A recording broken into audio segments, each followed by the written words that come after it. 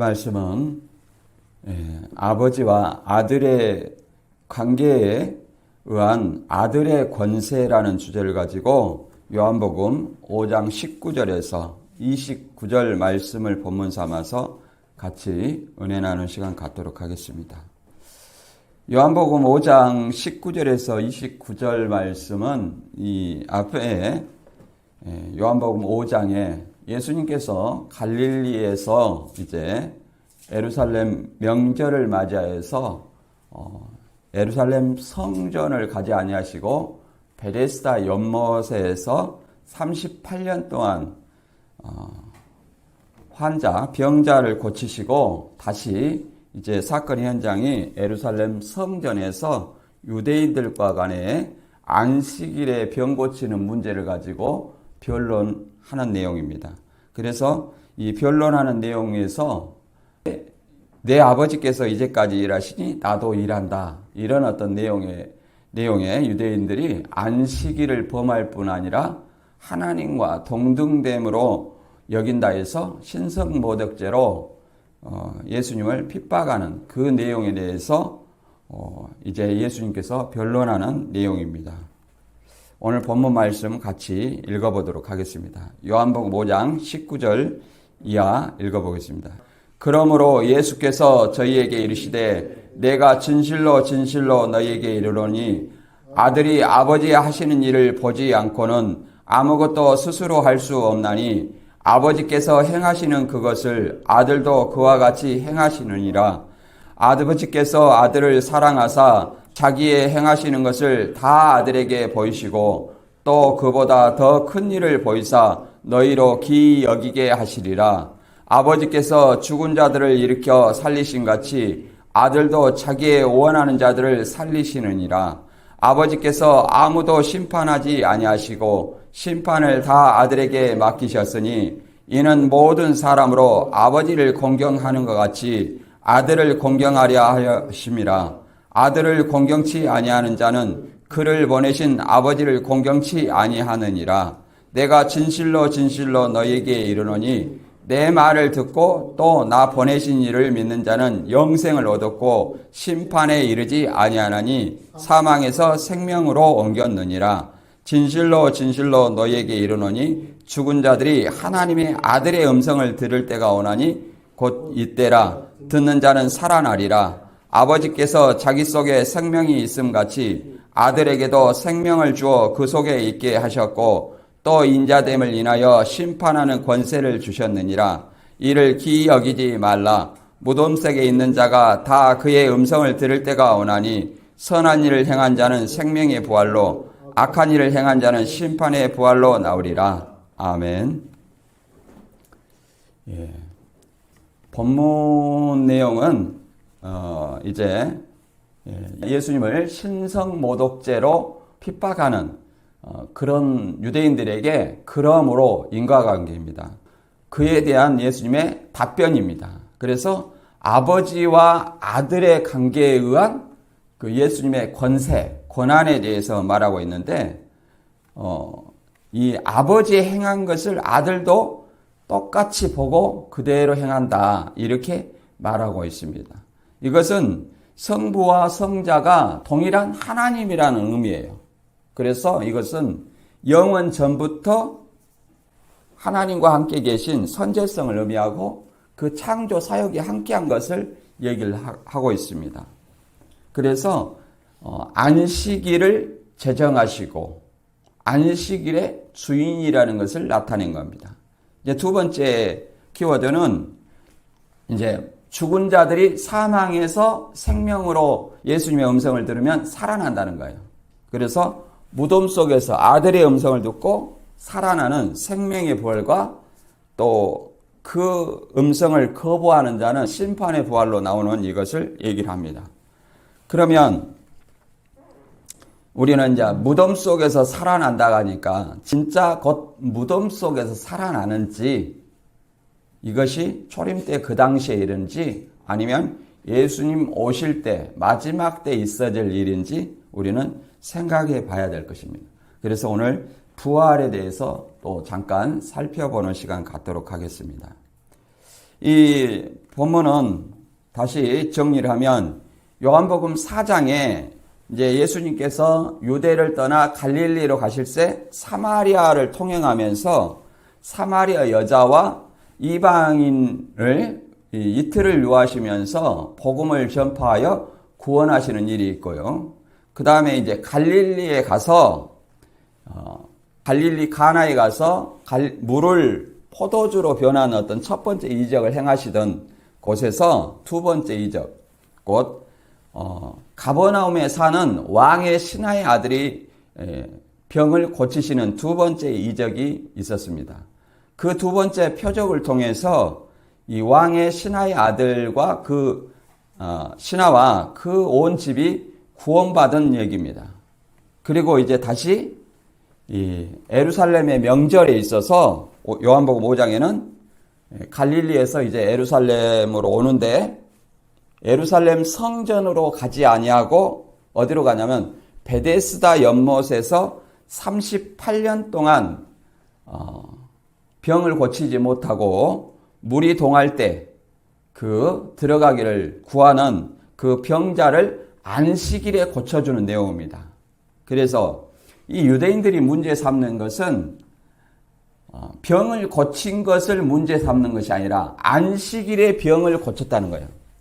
그래서 안식일에 움직이지 못하는 그 병자에게 예수님은 내 자리를 들고 걸어가라 이렇게 하니까 그 병자가 나서서 자기 자리를 들고 걸어가는 겁니다.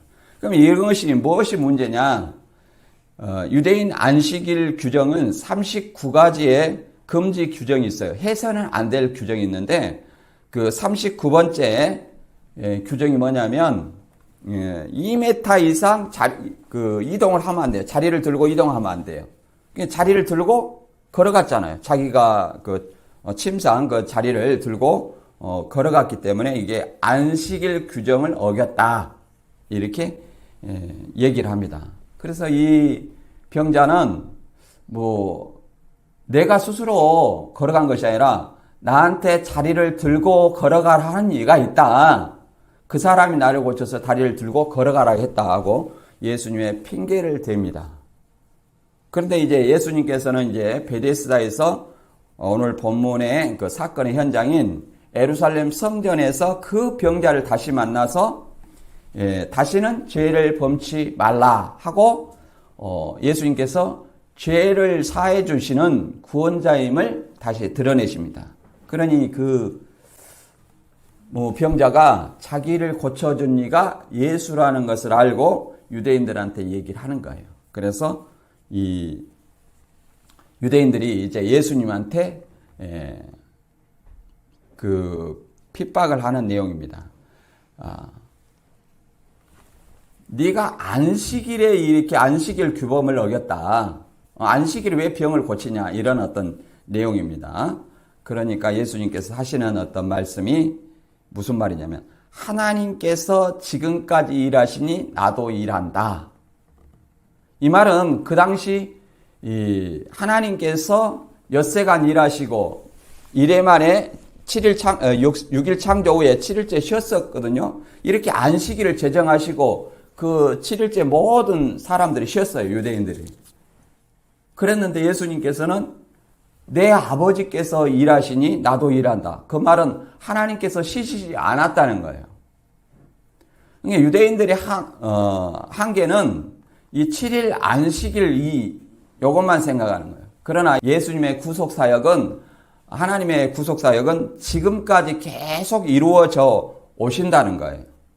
하나님께서 지금까지 일하니 나도 일한다. 이렇게 얘기를 하는 겁니다. 그러니까 유대인들은 안식일도 범하지 하나님과 동등으로 여긴다는 거예요.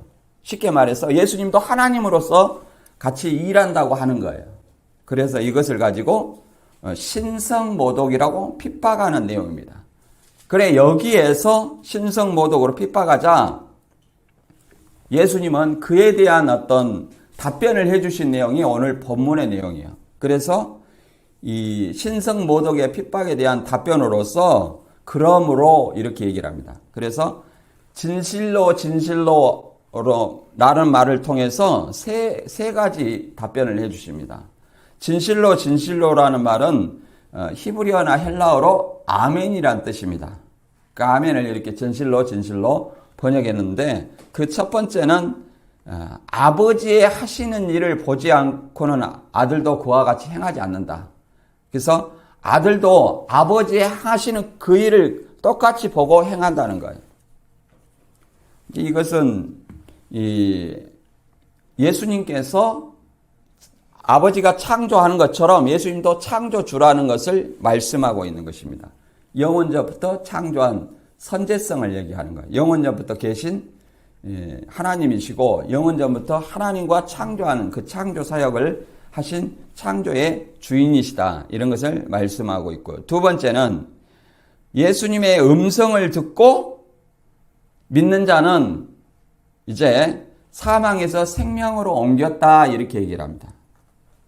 사망으로 생명으로 옮겼다. 이 말은 그 듣는 유대인들을 죽은 자로 예수님은 얘기를 하고 있어요. 죽은 자.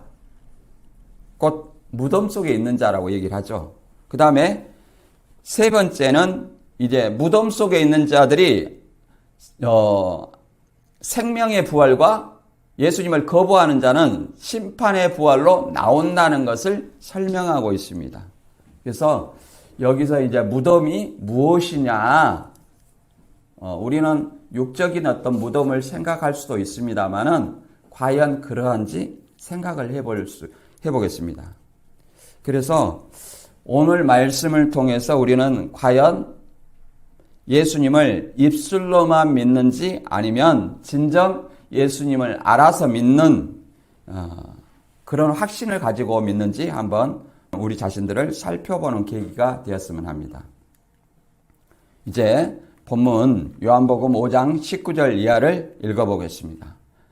그러므로 예수께서 저희에게 이르시되 내가 진실로 진실로 너희에게 이르노니 아들이 아버지의 하시는 일을 보지 않고는 아무것도 스스로 할 수 없나니 아버지께서 행하시는 그것을 아들도 그와 같이 행하시느니라.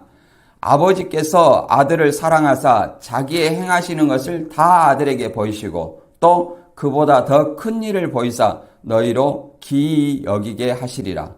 아버지께서 죽은 자들을 일으켜 살리신 같이 아들도 자기의 원한 자들을 살리시느니라. 이렇게 얘기를 합니다. 그러니까 아버지께서도 죽은 자들을 살리시는 어떤 권한이 있듯이 아들도 똑같이 살린다는 거예요. 그래서 나도 38년 된 병자를 살렸다 그 말이에요. 여기서 그러므로라는 것은 조금 전에 말씀드렸듯이 내 아버지께서 이제까지 일하시니 나도 일한다. 이런 말이 유대인들에게는 굉장히 큰 충격으로 다가왔습니다. 아니, 안식일에 하나님은 쉬셨다고 생각하는데 지금 안 쉬셨다고 생각하는 거예요. 그 예수님의 말은 하나님께서 구속사역을 지금까지 계속 이루어 가신다는 거예요. 그리고 예수님도 하나님의 구속사역을 지금까지 하시니까 본인도 구속사역을 계속 한다는 내용입니다. 그 유대인들은 7일 안식일만 생각하고 있는 거예요. 그것이 한계였죠. 이것은 보고 똑같이 행한다 이 말은 하나님의 창조 사역, 요한복음 1장 1절에 나와 있는 이 말씀으로 태초부터 모든 만물을 창조하는 그 사역을 말하고 있습니다. 요한복음 1장 1절 이하를 읽어보겠습니다. 제가 태초에 말씀이 계시니라. 이 말씀이 하나님과 함께 계셨으니 이 말씀은 곧 하나님이시니라. 그가 태초에 하나님과 함께 계셨고 만물이 그로 말미암아 지은 바 되었으니 지은 것이 하나도 그가 없이는 된 것이 없느니라. 이렇게 말하고 있습니다. 여기서 태초라는 것은 엔아르케로 영원 전부터라는 말입니다. 영원 전부터 말씀이 계셨다. 여기서 말씀은 성경 말씀이 아닙니다. 3500년 전부터 기록된 그 말씀을 얘기하는 거 아니에요. 그럼 3500년 전이 태초입니까? 그 얘기를 아는 것이 아니라 여기서 태초는 영원 전부터를 얘기합니다. 영원 전부터 말씀이 계셨다. 그 말은 이 말씀은 로고스로 곧 그리스도를 얘기합니다. 그리스도 예수를 얘기합니다. 이 예수님이 성부 하나님과 계셨고 또 이 말씀 되시는 그리스도가 하나님이라고 얘기를 하는 거예요. 하나님으로서 영원 전부터 함께 계셨고 이 예수님이 뭐요? 만물을 예수님이 지은 바 되었다 이렇게 얘기합니다. 예수님을 통해서 지은 바 되었다. 그리고 예수님은 뭐요? 하나님이시고 예수님은 창조주라는 것입니다. 그래서 창조주 하나님이기 때문에 하나님이 엿새간 창조하시고 일주일째 쉬셨죠? 그러니까 창조주로서 안식일의 주인이라는 얘기를 하시고 두 번째는 안식일을 제정하신 분이라는 거예요. 그래서 안식일을 제정하셨기 때문에 안식일의 주인입니다. 그걸 얘기하고 있는 거예요. 예를 들어서 그래서 마가복음 2장 27절에 이렇게 말하고 있습니다. 하나님이 안식일을 창조하는 것은 뭐 때문에 안식일을 만들었냐면은 안식일은 사람을 위해서 있는 것이지 안식일을 위해서 사람이 존재하는 것은 아니다. 바꿔 말해서 유대인들은 그 안식일 규정을 위해서 사람이 거기다 맞추는 거예요. 안식일 규정에다가. 예수님은 그것이 아니라는 거예요. 엿새간 일했으니까 하늘을 쉬어라. 그럼 누구를 위해서 안식일을 존재하는 거예요? 사람을 위해서 존재한다는 거예요. 근데 유대인들은 그 안식일 규정을 위해서 사람을 거기다 맞추는 거예요. 그래서 안식일의 주인은 누구다는 거예요? 예수님이라 얘기를 합니다. 인자는 안식일의 주인이다. 왜 그러냐? 예수님께서 모든 만물을 창조하셨기 때문에 안식일의 주인이라 이렇게 얘기를 합니다. 그러니 나도 하나님이 안식일의 주인이고 나도 안식일의 주인이다 그 말이에요. 그래서 이런 말을 합니다. 요한복음 17장 3절에는 영생은 참 하나님과 그의 보내신 자 예수 그리스도를 아는 것이 영생이라는 겁니다. 안다는 것은 무엇이냐? 참 하나님과 예수 그리스도를 아는 것이 마태복음 17장 27절에 보면 이런 말씀이 있습니다. 이거는 이단들이 교주를 나타내는 의미로 생각하는데 그런 의미가 아닙니다. 잘 들어보세요. 여기서는 아버지를 아는 것과 아들을 아는 것에 포인트가 있습니다. 아버지를 알고 아들을 알아야 뭐예요? 영생을 얻는다 했죠. 그런데 그 말이 나와 있습니다. 누가 그 아버지와 아들을 아는가 이게 나와 있습니다. 마태 11장 27절을 읽어보겠습니다. 내 아버지께서 모든 것을 내게 주셨으니 그러잖아요. 모든 권한을 예수님께 줬어요. 그런데 아버지 외에는 아들을 아는 자가 없고 누구만 예수님을 안다는 거예요? 아버지만 안다 이 말이에요. 그 다음 말이 이제 좀 어려운데 아들과 또 아들의 소원대로 계시를 받는 자 외에는 아버지를 아는 자가 없느니라. 그러니까 여기서 아들과 또 아들이라 하니까 아들은 예수님이고 또 아들은 교주다 이렇게 얘기를 하는데 그런 말이 아니에요. 여기서 또 아들이 교주면 계시를 받는 자가 오늘날로 넘어와요. 그러면 그 당시에 제자들은 자 아버지를 알 수 있어요 없어요? 계시를 안 받았으니까 알 수가 없습니다. 그런 내용이 아니에요. 여기서 계시를 받는 자 외에는 아버지를 아는 자가 없다. 아버지를 아는 존재가 누구냐를 얘기하는 거예요. 아버지를 아는 존재는 누구예요? 아들, 곧 예수님이죠. 예수님. 그 다음에 또 누구예요? 예수님의 계시를 받은 자라는 것을 설명하기 위해서 아들과 또 아들이라 얘기하는 겁니다. 다시 한번 말씀드리면 아들을 아는 자, 예수님을 아는 자는 누구예요? 하나님이죠. 그런데 두 번째는 하나님을 아는 자가 누구냐 이걸 얘기하는 거예요. 첫째는 누구예요? 아들, 예수님과 그 다음에 예수님의 계시를 받은 자, 곧 제자들을 얘기를 하는 것입니다. 예수님과 제자들만이 누구를 안다는 거예요? 아버지를 안다는 거예요. 예수님을 통해서 계시를 받은 자. 무슨 말이 이해됩니까? 이것을 예수님과 또 아들, 교주다 이렇게 생각하는 것은 성경을 왜곡하는 것입니다. 문맥을 잘 이해를 하지 못하는 거예요. 이건 아들의 중보 사역을 얘기합니다. 아들의 중보 사역을 통해서 아버지를 알게 된다는 그런 얘기입니다. 그래서 요한복음 5장 21절에 아버지께서 죽은 자들을 일으켜 살리신 같이 아들도 자기의 원하는 자들을 살리시느니라 이렇게 말합니다. 그러니까 내가 38년 된 병자를 살리시는 것은 하나님의 죽은 자를 살리신 것 같이 나도 이 죽은 자를 이 38년 된 병자를 살렸다 이 말이에요. 병자를 낫게 한 그런 말로 대변합니다. 예. 그 다음 이 그림 보시면 이 베데스다에서 38년 된 병자를 고치시고 성전에 가셨죠. 이 예루살렘 성전에. 이 성전에는 날마다 소나 양이나 비둘기를 통해서 제사를 드리기 때문에 많은 사람들이 이방인의 뜰에서 장터처럼 형성이 되어 있어요. 그래서 예수님이 여기 가서 성전 정화 작업도 하셨죠. 그래서 이 성전의 구조는 성소, 지성소, 제사장의 뜰, 여인의 뜰, 이방의 뜰. 이 이방인의 뜰에서 매매가 이루어졌습니다. 그래서 여기서 이제 사람들을 만나서 얘기를 하는 거죠. 그 다음 요한복음 5장 22절 이하를 읽어보겠습니다. 아버지께서 아무도 심판하지 아니하시고 심판을 다 아들에게 맡기셨으니 이는 모든 사람으로 아버지를 공경하는 것 같이 아들을 공경하게 하려 함이시니라. 아들을 공경치 아니하는 자는 그를 보내신 아버지를 공경치 아니하느니라 이렇게 말하고 있습니다. 자, 심판권을 다 맡겼다는 거예요. 심판권을 아버지께서 친히 심판하지 아니하고 심판권을 누구한테? 예수님한테 다 맡겼다는 거예요. 이것은 하나님을 공경하는 것처럼 예수님을 공경하게 하려 합니다. 그 말은 그 당시 사람들이 예수님을 공경하지 않았다는 말입니다. 바꿔 말하면 너희 유대인들이 나를 공경하지 않는다. 그런데 나한테 심판권을 주는 것은 아버지께서 나를 공경하게 하려 하는 것이다 이 말이에요. 나를 공경하는 것은 나를 보내신 아버지를 공경하는 것이다 이런 어떤 의미입니다. 그래서 심판권은 마태 28장 18절에 보면 예수님께서 나와 일러 가르칠 때 하늘과 땅의 모든 권세를 예수님께 주셨다 이렇게 얘기를 합니다.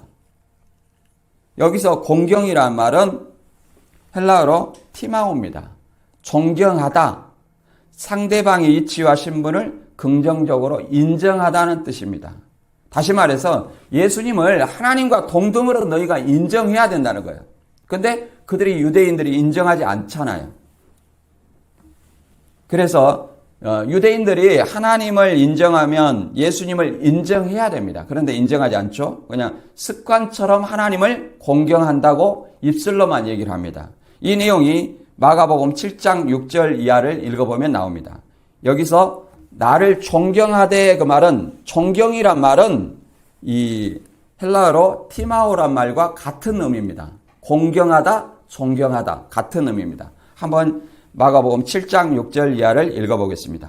가라사대 이사야가 너희 외식하는 자에 대하여 잘 예언하였도다. 기록하였으되 이 백성이 입술로는 나를 존경하되 마음은 내게서 멀도다. 사람의 계명으로 교훈 삼아 가르치니 나를 헛되이 경배하는도다 하였느니라. 너희가 하나님의 계명은 버리고 사람의 유전을 지키느니라. 이렇게 말하고 있습니다. 사람의 유전이라는 것은 장로들의 유전이에요. 지금 안식일 규정도 마찬가지고 율법에 613가지 해라 하지 말아라 이런 어떤 규정을 율법에서 골라냈어요. 골라내가지고 이것을 613가지로 골라낸 것이 이 장로의 유전, 사람의 계명이라 얘기를 합니다. 이단들은 이것을 비진리 주석 이렇게 얘기하는데 그 비진리 주석을 얘기하는 게 아니에요. 이 장로의 유전, 탈무드 같은 것을 얘기를 합니다. 그걸 더 오히려 중시 여겼다는 거예요. 하나님의 근본, 율법의 근본 원리는 버리고 그 자기들이 만들어 놓은 외형적인 것, 그걸 더 중시했다 이렇게 얘기를 합니다. 오늘날 우리도 마찬가지입니다. 마태 7장 21절에 보면 나더러 주여 주여 하는 자마다 천국에 다 들어갈 것이 아니요 다만 하늘에 계신 내 아버지의 뜻대로 행하는 자라야 들어가리라. 그러니까 많은 저를 포함해서 많은 신앙인들이 예수님을 주여 주여 합니다. 그러면서 자기 뜻대로 자기가 원하는 하나님을 믿지 않는지 생각을 해봐야 됩니다. 왜 그러냐면 아버지의 뜻을 알지 못하고 행하면 그날에 많은 사람들이 나에 대해 예수님 마지막 때 와서 주님 우리가 주의 이름으로 선지자 노릇했습니다.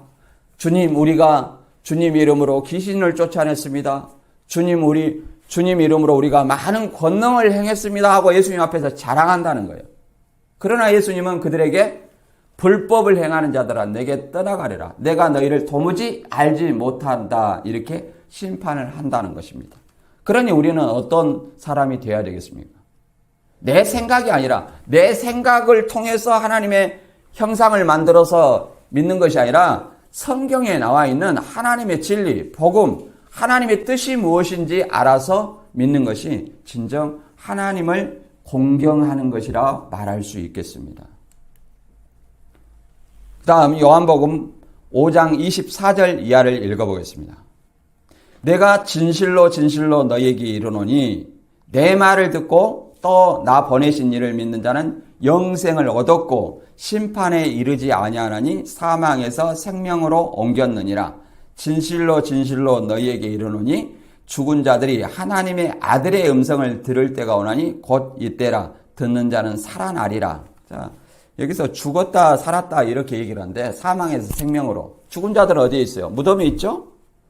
또 사망한 사람은 무덤에 있어요. 그런데 지금 누구한테 이런 말을 하느냐? 내가 진실로 진실로 이 말하죠. 진실로로는 무슨 말이라 했어요? 아멘이라 했죠. 아멘 아멘 그런 뜻입니다. 그리고 확증하다, 지지하다 어떤 이런 의미로 볼 수 있습니다.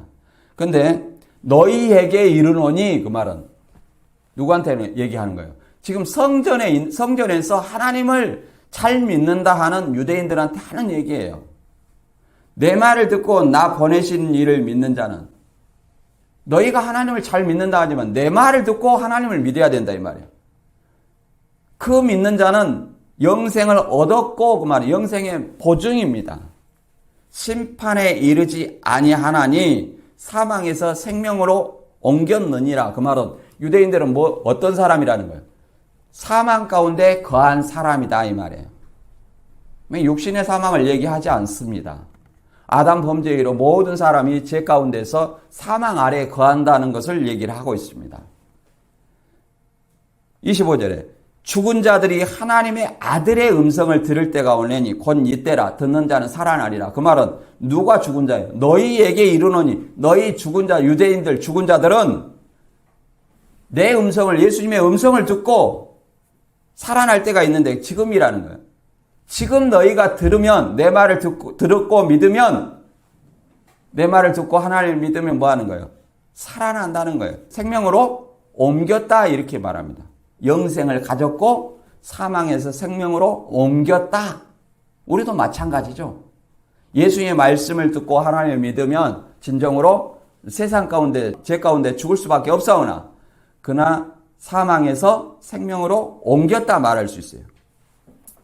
그래서 여기 무덤에 대해서 이 서기관 바리새인들을 사망 가운데 거한 자, 죽은 자들이라 얘기하는데 이것을 마태복음 23장 27절을 한번 읽어보겠습니다. 화 있을진저 외식하는 서기관들과 바리새인들이요 회칠한 무덤 같으니 겉으로는 아름답게 보이나 그 안에는 죽은 사람의 뼈와 모든 더러운 것이 가득하도다. 이와 같이 너희도 겉으로는 사람에게 옳게 보이되 안으로는 외식과 불법이 가득하도다. 그러니까 이것은 뭐냐면 위선자들을 얘기하는 거예요. 위선자. 외식이 위선입니다.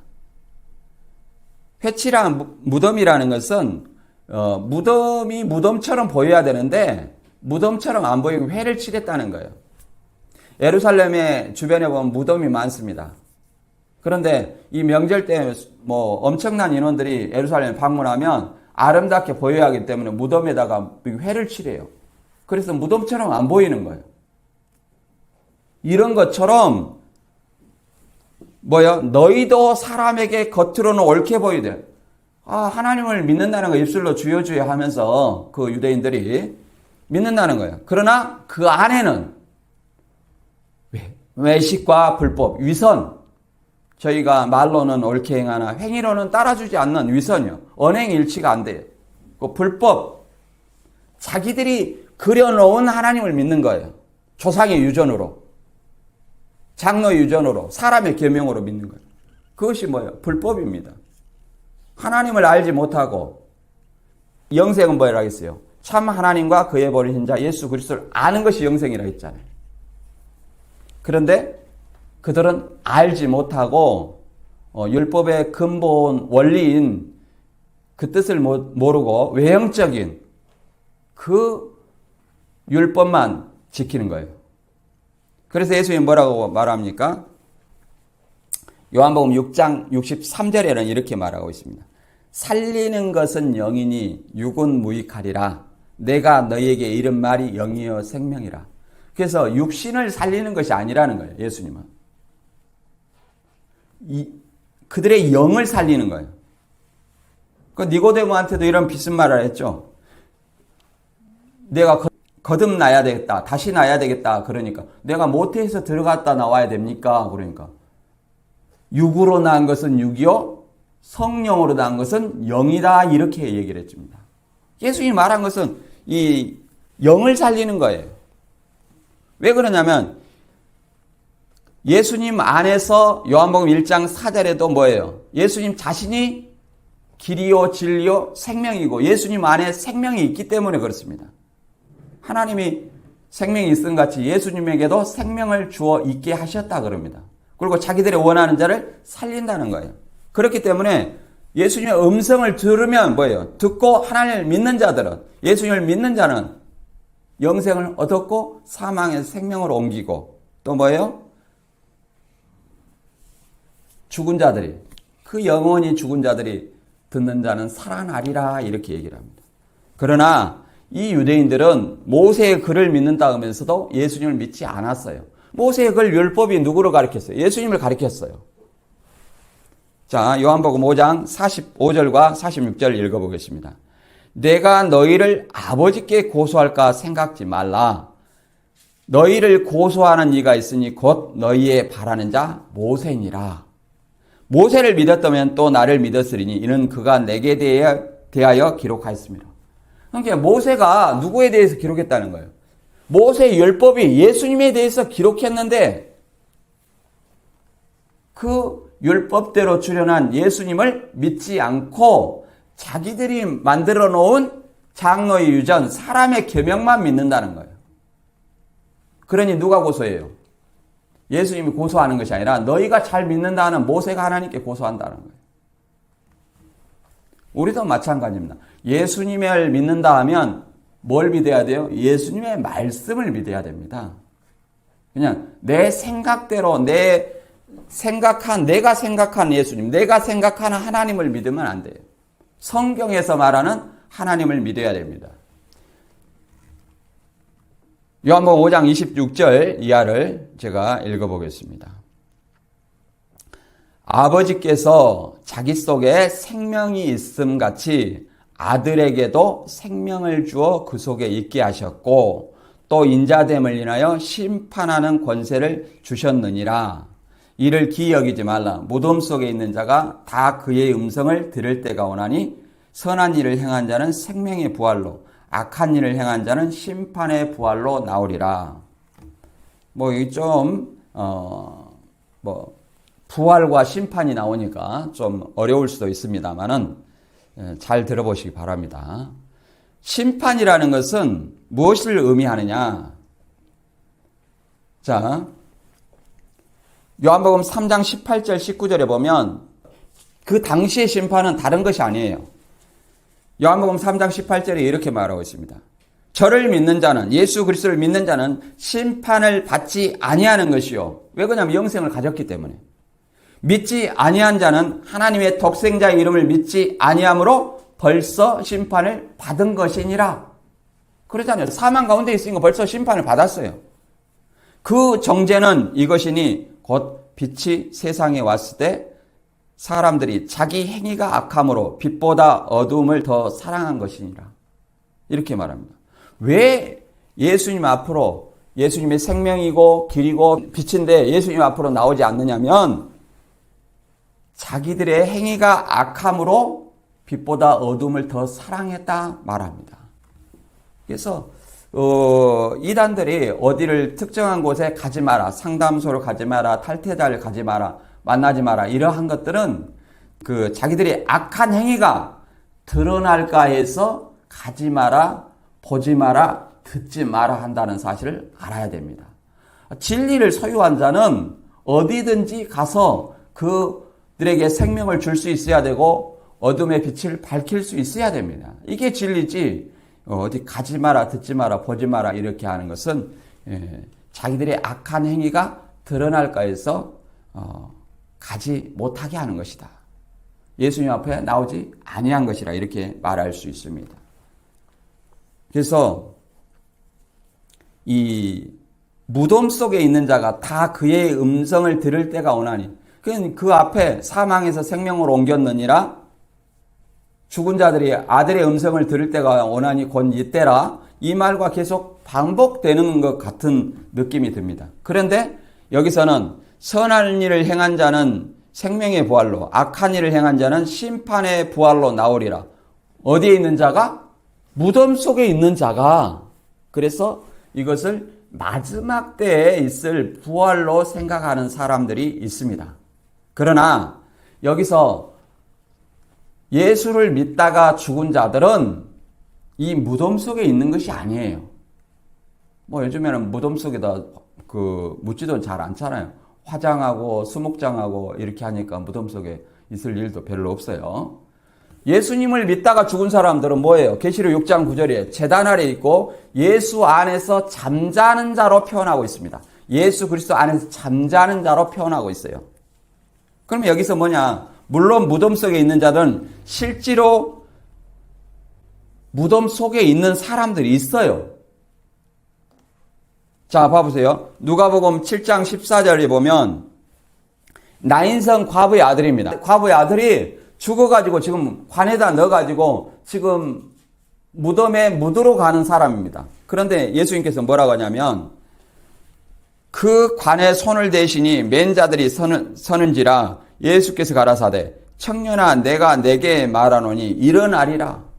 자, 무덤 속에 있는 자가 다 그의 음성을 들을 때가 오나니 선한 일을 행한 자는 생명의 부활로 악한 일을 행한 자는 심판의 부활로 나오리라. 이게 문자적으로 그렇게 보이죠? 지금 무덤에 들어가기 직전인데 관뚜껑에서 지금 뭐예요?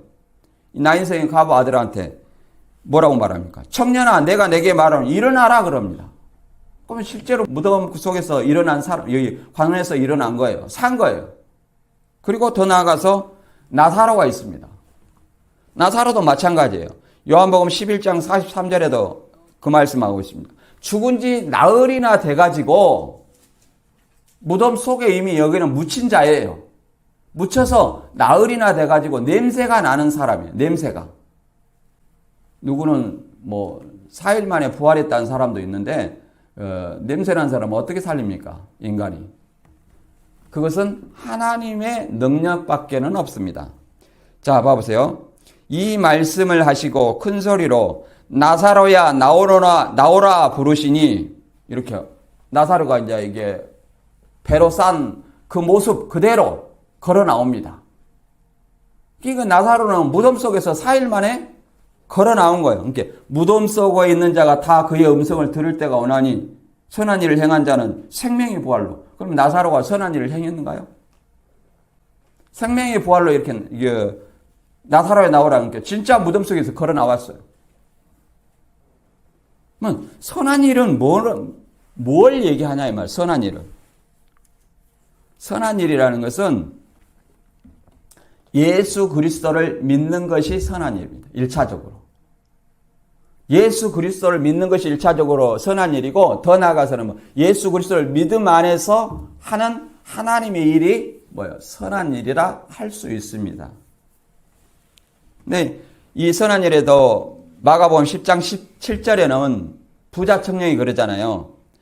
예, 선한 선생님이여 내가 무엇을 하여야 영생을 얻겠습니까? 이렇게 물어보니까 어찌 나를 선하다 하느냐? 하나님 한 분 외에는 선한 이가 누가 있겠느냐? 선한 이유는 하나님 한 분뿐이에요. 또 예수님밖에 없죠. 죄가 없으니까. 그럼 우리는 뭐예요? 선한 일을 행하는 거예요. 어떤 일이 선한 일인가? 일단 선한 하나님과 예수님을 믿는 것이 선한 일이고, 더 나아가서 뭐예요? 그 예수님 안에서 하는 일, 하나님의 뜻대로 하는 일이 선한 일이라 할 수 있겠습니다. 그러면 우리가 여기서 무덤 속에 있는 자가 진짜 아들의 음성을 듣고 생명의 부활로 심판의 나홀로 살아나는가? 이것이 마지막 때인가? 우리는 잠시 생각해 봅니다. 우리가 무덤 속에 진짜 죽은 자들은 어디에 있다고 그랬어요? 예수를 믿다가 죽은 자들은 이 무덤 속에 있질 않아요. 어디에 있어요? 예수 안에서 잠자는 자로 있습니다. 순교자들은 예수 안에서 잠자는 자, 예수 믿다가 죽은 자들은 예수 안에서 잠자는 자로 있지 무덤 속에 있지 않습니다. 그래서 이것은 그 당시 유대인들이 예수님의 음성을 듣고 선한 일을 행한 자는, 예수를 믿는 자는 생명의 부활로 나왔고, 또 예수님을 거부하는 자는 뭐세요? 심판의 부활로 나오는 것을 얘기를 하는 것입니다. 1차적으로. 물론 문자적으로도 무덤 속에 있는 나사로가 살아나왔죠. 그러면 더 나아가서 마지막 때 부활은 어떤 것이냐? 그걸 간단히 몇 구절만 설명하겠습니다. 요한복음 6장 40절엔 내 아버지의 뜻은 아들을 보고 믿는 자마다 영생을 얻는 이것이니 마지막 날에 이를 다시 살리리라. 내 아버지의 뜻은 아들을 보고 믿는 거예요. 아들을. 마지막 날에 다시 살린다. 이것이 부활이에요. 부활은 우리는 무덤 속에서 자꾸 살아나온다고 하는데, 예수님은 또 부활에 대해 오래하는 사두개인들한테 이렇게 말했습니다. 너희가 마태 22장 29절과 30절에 보면 이런 말이 있습니다. 너희가 성경도 하나님의 능력도 오해하였도다. 부활 때는 장가도 아니고 시집도 아니고 하늘에 있는 천사들과 같다, 이렇게 얘기를 합니다. 천사들과. 그러면 하늘에 있는 천사들은 장가가고 시집가는 일이 없다, 그 말이에요. 그러면 왜 장가가고 시집가는 일은 이 육을 가진 몸이기 때문에 장가가고 시집가는 거예요. 그러나 천사와 같다는 것은 죽을 수 없는 몸이 천사입니다. 그리고 예수님과 이 부활했죠? 그 예수님과 같은 영광스러운 몸으로 우리가 마지막 때에 예수 재림 때 다시 사는 것을 얘기를 하는 것입니다. 그것이 진정한 부활이고 영생입니다. 이걸 고전 15장 51절에도 나와 있는데요. 고전 15장 51절 읽어보겠습니다. 내가 너희에게 비밀을 말하노니 우리가 다 잠잘 것이 아니요. 이렇게 말하고 있잖아요. 잠잘 것이 아니요. 그 말은 예수를 믿다가 죽은 자를 잠잔다, 이렇게 표현합니다. 마지막 나팔에 순식간에 호련히 다 변화하리니 나팔 소리가 나매 죽은 자들이 썩지 아니할 것으로 다시 살고 우리도 변화하리라. 그러니까 자, 죽은 자들은 뭐예요? 예수 안에서 있죠. 그들도 살고 또 우리도 그들처럼 변화된다는 거예요. 천사 같은 영체는, 실령체는 뭐예요? 썩어요, 안 썩어요? 썩지 않을 거예요. 그런 몸으로 사는 거예요. 순교영이 이 육신에게 덧입는 그런 것을 얘기하는 것이 아닙니다. 여기서 이단들이 마지막 나팔, 이 나팔을 7째 나팔이에요. 마지막 나팔은. 그 7째 나팔인데 1984년 3월 14일 날 마지막 나팔 불었는데 왜 영생 안 하느냐 그렇게 물어보면 호련히가 뭔 줄 아느냐. 호련히는 자기도 모르게 서서히다. 서서히다 이렇게 말합니다. 그런데 국어사전 찾아보면 그런 뜻이 아니에요. 자기도 모르게 갑자기예요. 그러니까 순식간에 갑자기예요. 순식간에 갑자기. 뜻이. 다른 성경에는 이 킹흠정령에 보면은 마지막 나팔 소리가 날 때 눈 깜빡할 사이에 순식간에 다 변화하리라 이 말이에요. 눈 깜빡할 사이에. 그러면 이 나팔은 언제 부냐면 예수님이 재림할 때만 불어요. 재림할 때. 그리고 그 소리는, 나팔 소리는 죽은 자들이 눈 깜빡할 사이에 썩지 아니할 것으로 살고 우리도 변화하는 영생하는 몸으로 변화하는 그런 나팔 소리예요. 사람이 나팔이 돼가지고 막 지금 기독교에 있는 사람들은 빨리 이 신천지 새하늘 새 땅 우리 신천지로 와라. 우리 교주가 있는 곳으로 와야 추수된 것이다. 이런 말이 아니에요. 그리고 나팔을 계속 불 수 없는 것입니다. 예수님의 재림할 때 불어요. 재림할 때 죽은 자들은 썩지 아니할 것으로 우리도 동일하게 썩지 아니할 것으로 사는 겁니다. 그것이 진정한 부활이고 영생입니다. 그것을 이 첫째 부활이라고 얘기를 했는데요. 계시록 20장 4절에 읽어보겠습니다. 이것은 이제 순교의 영과 짐승과 우상에 경배하지 않은 자들이 신일합의를 한다는 논리인데요. 그런 논리가 아닙니다. 이것은 킹흠정역으로 읽어보겠습니다. 이 순교자들과 짐승과 우상에게 경배하지 아니한 자들이 동일 인물이라는 것을 좀 이해를 해야 됩니다. 이 시대 배경이나 성경의 그 예언을 기록한 원리를 모르다 보니까 앞에 순교자들은 뭐 죽은 자들이고 뒤에 짐승과 우상에 경배하지 않은 자들은 우리다 그러는데 그것이 아니에요. 순교자들이 왜 죽었나, 누구에게 죽었나, 죽은 결과 하나님의 말씀과 예수의 증거를 가지고 목배임을 당한 영원, 이 정원 나와 있고 그 다음에 그 죽인 자들이 있어요. 원인, 짐승과 우상에게 경배하지 않았기 때문에 죽인 거예요. 이걸 설명하는 거예요. 그래서 이는 첫째 부활이라 하지 않습니까? 자, 킹흠정역으로 읽어보면 더 자세히 알 수 있습니다. 계시록 20장 4절 읽어봅니다.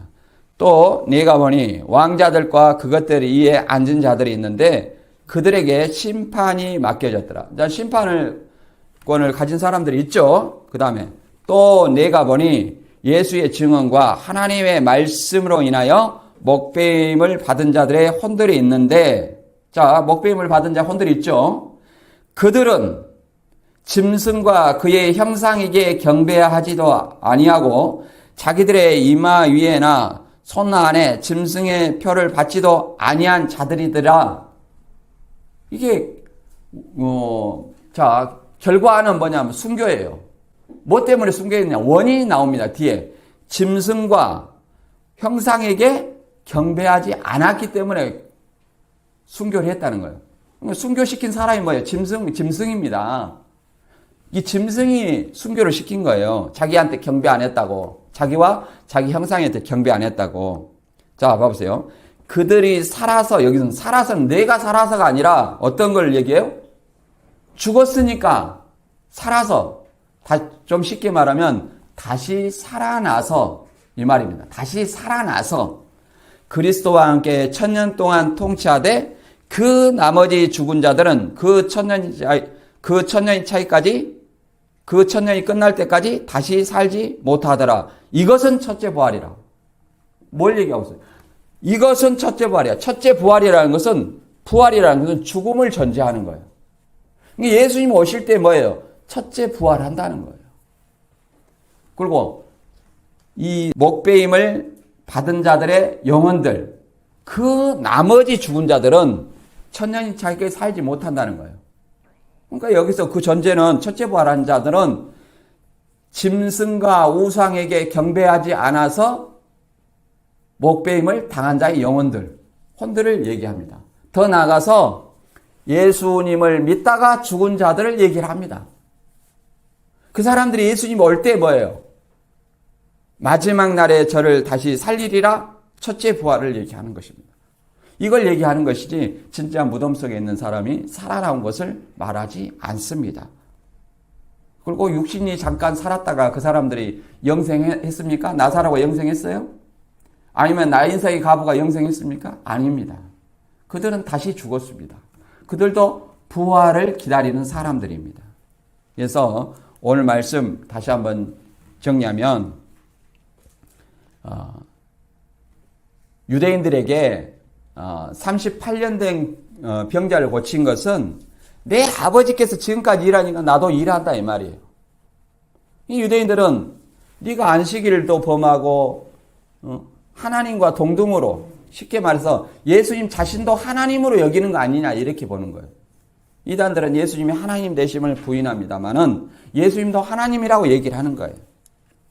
이 신성 모독에 대해서 예수님은 이 진실로라는 말, 곧 아멘 아멘으로 변론을 하고 있습니다. 아버지께서 창세 이전부터 하시는 일을 그대로 보고 나도 똑같이 한다는 거예요. 그와 같이 한다는 거예요. 예수님은 창조주로서 안식일의 주인이고 안식일을 제정한 분이다 이 말이에요. 그리고 그 안식일은 사람이 쉬라고 엿새 동안 일했으면 쉬라고 제정하는 것이지 그 안식일을 위해서 사람이 존재하는 것이 아니다 이 말이에요. 그리고 내가 안식일의 주인이다 이 말이에요. 예수님이 안식일의 주인이다 이렇게 얘기를 하는 겁니다. 그러니까 예수님은 안식일을 유대인들이 참 뜻을 알지 못하는 그들에게 안식일을 설명해 주는 거죠. 두 번째는 하나님의 아들의 음성을 듣고 믿는 자는 영생을 가졌고 사망에서 생명으로 옮겼다는 겁니다. 그러니 이 사망에서 생명으로 옮긴 자는 누구예요? 그 당시에는 38년 된 병자고 더 나아가서 너희 사망 가운데 거하는 유대인들도 내 말을 듣고 생명으로 나올 수 있다는 거예요. 지금이라는 거예요. 들을 때가 오나니 곧 이때라 지금. 그런데 그들은 거부를 했죠. 거부한 그 사람들은 뭐예요? 무덤 속에 있는 자로 심판의 부활로 나오고 예수님 앞으로 나온 제자들만이 생명의 부활로 나온 자라 말할 수 있겠습니다. 마지막 날에 진정한 어떤 부활은 육신이 잠시 산 그것이 진정한 부활이 아니라 부활하면 영원히 살아야 돼. 안 죽어야 돼. 살았다가 다시 죽어요. 그게 무슨 진정한 부활입니까? 물론 그것은 예수님의 신적인 능력을 표현하는 표적입니다. 그것을 통해서 예수님을 믿게 하는 거예요. 하나님께 영광을 돌리게 하는 행위입니다. 진정한 부활은 마지막 날에 예수님의 재림할 때 나팔 불고 올 때 그때 예수님 안에서 죽은 자들이 뭐예요? 썩지 아니할 것 신령한 몸으로 다시 살고 우리도 변화하는 거예요. 천사들과 같은 예수님의 부활체 영광스러운 몸으로 다시 사는 거예요. 그런 몸은 이 누가복음 24장에 나와 있듯이 예수님의 방문을 닫고 예수님 안에 제자들이 모여 있을 때 방문 안으로 들어오고 살과 뼈가 있는 만져볼 수도 있고 또 생선도 먹어보는 그 초월적인 인간을 얘기합니다. 그 초월적인 몸이에요. 그런 몸이 진정한 부활입니다. 우리는 예수님이 오실 때 그런 부활과 영생의 소망을 가지고 신앙을 합니다. 그럼 우리는 다시 한번 본문 말씀을 통해서 과연 나는 예수님을 입술로만 믿는지 아니면 영생은 참 하나님과 그의 보내신 자 예수 그리스도를 아는 것이라 하는 것처럼 참 하나님과 예수 그리스도를 성경을 통해서 알고 믿는지 다시 한번 우리 자신을 돌아봐야 할 때입니다. 그래서 사도행전 4장 12절 보면 이렇게 말합니다. 다른 이로서는 구원 얻을 수 없나니 천하 인간의 구원 얻을 만한 다른 이름을 우리에게 주신 일이 없습니다. 그 인간이 구원자라 하는 것은 다 사이비 이단이고 교주들이 하는 얘기입니다. 결코 인간이 구원자라 오는 일이 없습니다.